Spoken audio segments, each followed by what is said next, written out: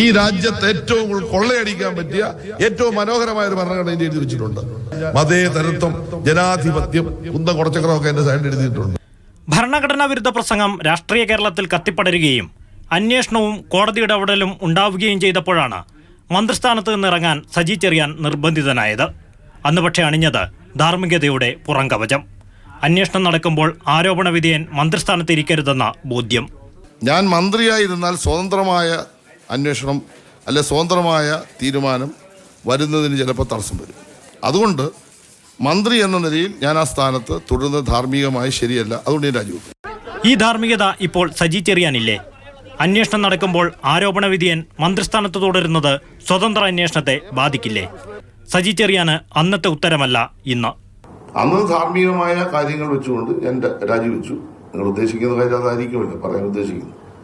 ആ ധാർമ്മികമായ ഉത്തരവാദിത്തം കഴിഞ്ഞു. അന്വേഷണം തുടർന്ന് നടത്തണമെന്നല്ലേ പറഞ്ഞുള്ളൂ. ശരി, അതിനെന്താ നിങ്ങൾ ഇത്ര വിഷമിക്കേണ്ട കാര്യം? അതിന് വിഷമിക്കേണ്ട. നിങ്ങളിപ്പോൾ ഉദ്ദേശിക്കുന്നത് ഇപ്പൊ എന്തെങ്കിലും ഒരു തീരുമാനം ഉണ്ടാവും? ഒരു തീരുമാനമില്ല. ഇപ്പൊ മന്ത്രിയായിട്ട് ഞാൻ പ്രവർത്തിക്കുകയാണ്. എന്റെ ജോലി പഴയതിനേക്കാൾ ഗുരുതരമാണ് കേസിന്റെ ഇപ്പോഴത്തെ സ്ഥിതി. പോലീസ് കണ്ടെത്തലുകൾ ഉൾപ്പെടെ കോടതി തള്ളിയിരിക്കുന്നു. അന്വേഷണ ഉദ്യോഗസ്ഥരെ വിമർശിച്ചിരിക്കുന്നു. രാജിവെക്കാൻ പറഞ്ഞ വാക്കുകൾ തന്നെ വരുംനാളിൽ സജി ചെറിയാനെ തിരിഞ്ഞുകൊത്തും.